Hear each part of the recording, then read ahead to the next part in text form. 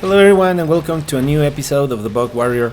In this video we will look at the best activities or methods to get gold in Diablo 4 Season 7. Gold is probably the most common currency or thing that you can get in Diablo 4. You get your first coins from the moment you begin the game and you can find it pretty much everywhere all the time. So you are probably wondering, if gold is so common, why should I worry about ever running out of gold? Well, the answer is very simple. The moment you reach the end game and begin perfecting your gear, you will go broke with two activities: masterworking at the blacksmith and enchanting at the cultist. I have seen people spend literally a billion gold just to find the perfect combination of affixes for an item. But why do you need to have such perfect gear? Well, the answer is simple: to take your build to the maximum level and begin pit pushing. The pit is the ultimate place where every little detail or improvement matters, and if you wanna go as high as possible at the pit and even aim to have a spot at the Diablo 4 world rankings and make a name for yourself, you will need near perfect gear. Alright, that being said, where do you get gold and in a short amount of time? Well, you know me, I created a spreadsheet and tracked the most popular activities to farm in Diablo 4, and the top spot, believe it or not, are Headhunt zones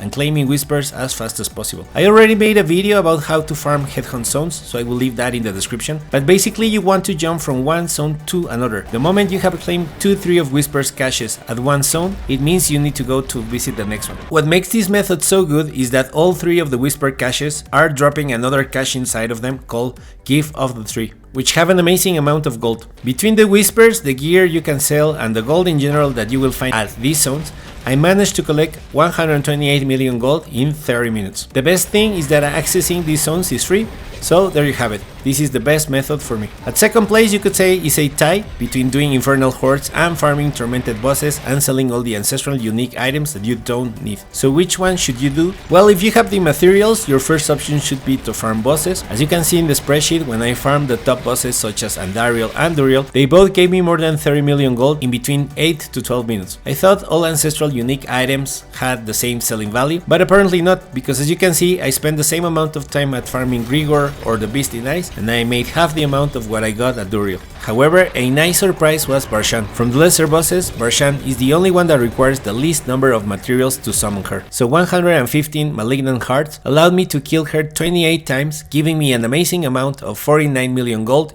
in just 12 minutes. The cool thing about Barshan is that the rotation is really fast, so once you kill her, you can almost immediately summon her again. This means that out of all the tormented bosses, Barshan is the best one to farm. So start grinding for those malignant hearts at Helltides and Headhunt zones. Next we will look at Infernal Hordes. Infernal Hordes are sort of like gambling, since you need a bit of luck to get the best infernal offerings and collect as much ether as possible. On top of that, you will need a good speed farming build that can handle both the constant demon attacks coming at you, while at the same time killing them as fast as possible. If you manage to get a build that can do that, you get around 30 million per a 10 wave run, if not more. The build I am using is the Blood Wave Necro, and this build isn't meant for this type of activities, so I imagine you will do way better than me. My best result got me 1267 ether and 42 million gold, even after spending 200 ether at the spoils of greater equipment chest. But I was very lucky and I got almost all Hellborn offerings. Aside from that, you could say I average around 750 to 800 ether per 10 wave run. Another good thing to mention is that if you are lucky, you can even find some mythic uniques. I didn't know until today that it's possible to find mythic uniques at Infernal Hordes. So if you have Infernal Horde keys and want to take a break from Headhunt zones or farming bosses, go for them, as they are a great way to get gold fast. Other than these methods, I tried farming